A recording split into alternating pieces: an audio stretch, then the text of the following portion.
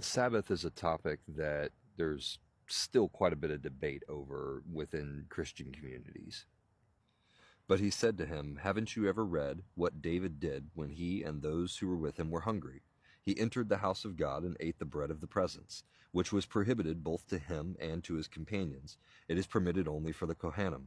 Or haven't you read in the Torah that on Shabbat the Kohanim profane Shabbat and yet are blameless? I tell you, there is in this place something greater than the temple. If you knew what I want compassion rather than animal sacrifice meant, you would not condemn the innocent, for the Son of Man is Lord of Shabbat." Going on from that place, he went into their synagogue. A man there had a shriveled hand. Looking for a reason to accuse him of something, they asked him, "Is healing permitted on Shabbat?" But he answered, "If you have a sheep that falls into a pit on Shabbat, which of you won't take hold of it and lift it out?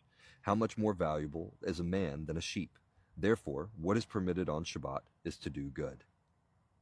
Now, at first glance, this seems fairly straightforward. It's like, okay, the rule is we need to observe the Sabbath, right, the Shabbat, but if there's a situation where there's an opportunity to do good or to do something that would be worthy of breaking the Shabbat, then it's permitted. So it's basically positioned as the rule first, but then there's an exception to a rule. At least that's the way most people read and interpret this.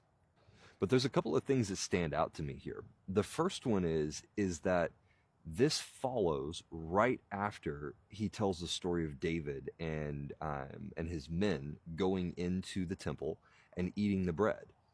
And when you look at that situation, you would say, well, how was David doing good by eating the bread and sharing some with his men?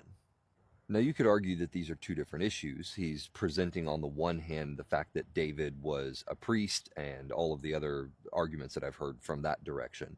And then simultaneously, he's, presenting a different angle of it and saying that this is about, in one reference, it's about who David was. And then in another reference, it's about what is permitted to do on the Sabbath. So it's kind of like who's permitted and what's permitted. But I actually think it's something else, and it's because of the verse that comes before that. "Come to me, all you who are struggling and burdened, and I will give you rest. Take my yoke upon you and learn from me, because I am gentle and humble in heart, and you will find rest for your souls." Now, literarily, this is not the framework for this verse. So if you're looking at it in pure literary terms, you wouldn't normally connect those two things. However, when I'm looking at it just as separately from its normal literary interpretation, and I'm just looking at the ideas that are being presented and the flow of the ideas that are being presented, what you start to see is there's a whole conception here around rest. And even prior to that, it said that no one knows the Father except for me, and those who I choose to reveal him to, essentially. And so you've got this kind of connection of, you have the Father, you have a lack of understanding about who the Father is, clearly. Jesus then describing this idea that I'm the one who reveals the nature of the Father. You have to come to me to understand the nature of the Father. Then he goes in and he talks about the rest that he provides, the fact that, if you're weary and you're burdened, there's rest in me. Then he goes on, and we have this story about the Sabbath, and the Pharisees are essentially taking issue with Jesus's disciples eating when they're hungry. And so then Jesus, of course, tells the story about David eating when he was hungry, and how that, technically speaking, at a legal level, would profane Shabbat, and yet somehow he was found guiltless. And he compares it to the fact that the priests were violating Shabbat, and they were also found guiltless. But then the line that really hit me is right here, where he says that if you knew what I want compassion rather than animal sacrifice meant, you would not condemn the innocent. For the Son of Man is Lord of Shabbat.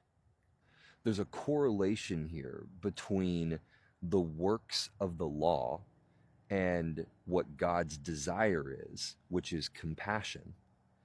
And the way that we enter into that compassion is through the Lord of rest. And exiting the works of the law.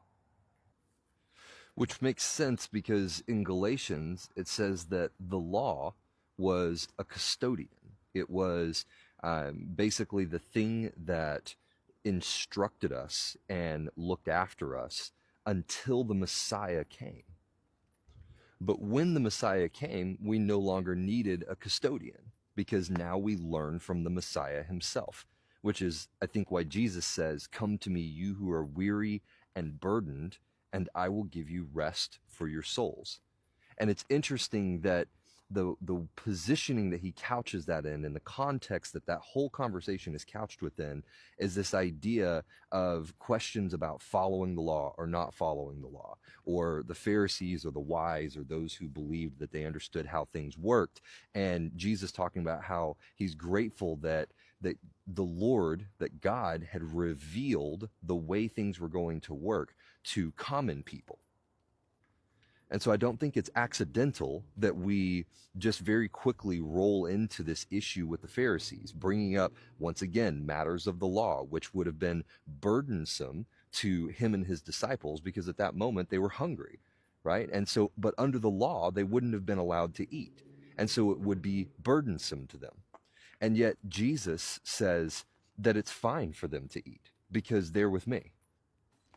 And because they didn't understand what the scripture meant that said, "I desire compassion over animal sacrifice."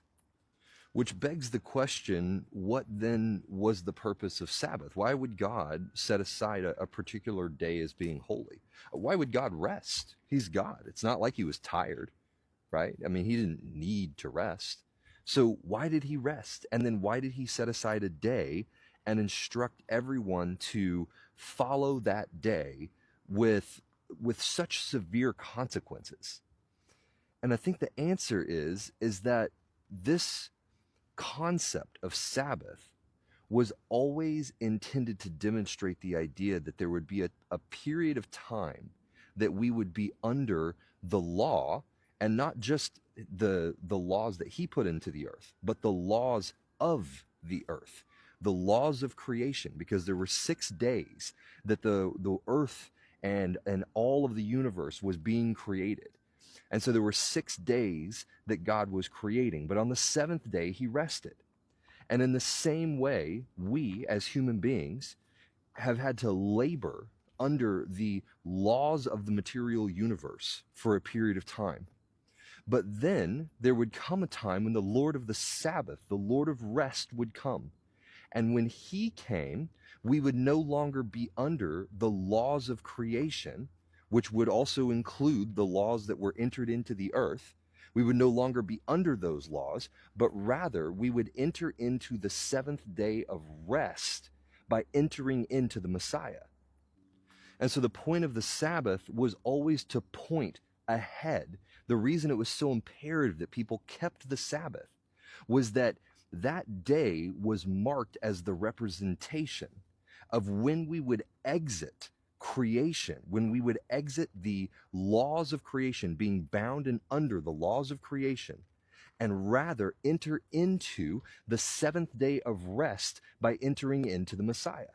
And so it was holy because it was pointing ahead to a moment in time when creation would be freed from its bondage by entering into God's 7th day of rest.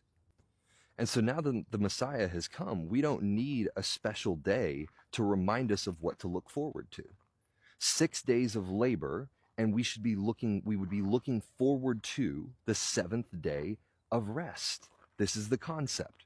This is why it was placed into creation, so that we would work for 6 days and look forward to the 7th day when we would get to rest, laying out the concept that for a time we will labor under the laws and the slavery of needing to produce.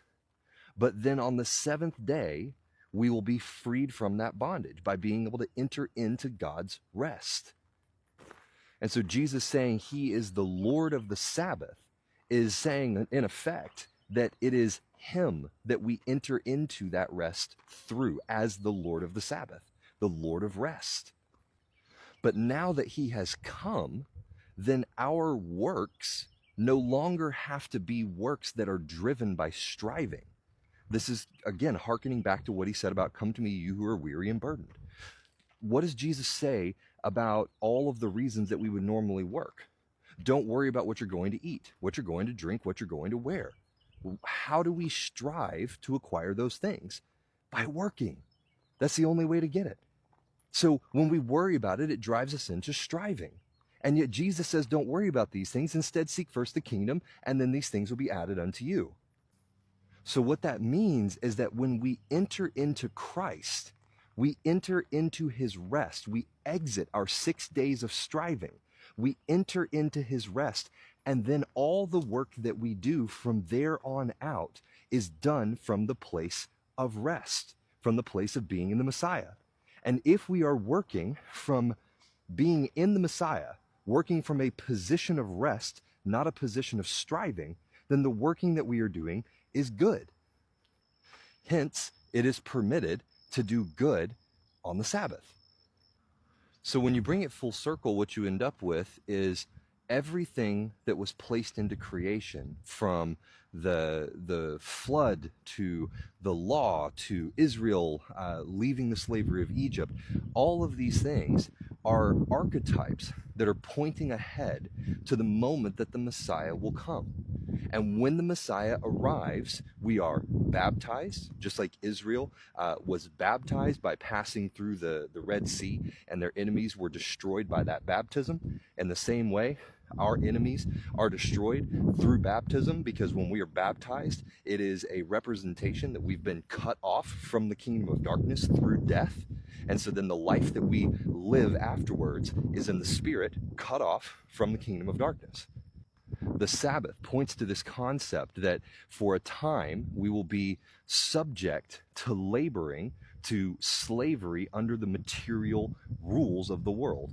But on the seventh day, we enter into God's rest. We rest from our labor. And we do that by entering into Christ, because he is the Lord of the Sabbath. He is the Lord of rest. Which is why Jesus says to learn from him. What are we learning? We are learning a different way of living. A life that is no longer driven by the material requirements of the world, but that are driven by faith, by trusting in him that he is now our provider. And so the way we walk, the way we live, the way we operate is now ordered by the Spirit instead of ordered by the material requirements of life. So in summary, if we want to keep the Sabbath to celebrate entering into the day of rest, entering into the rest from being under the bondage of the material world when we entered into the Messiah, then by all means we can do that. But we need to understand that there is a transition from what we are looking forward to a celebration about what we ought to be living out of today. Shh.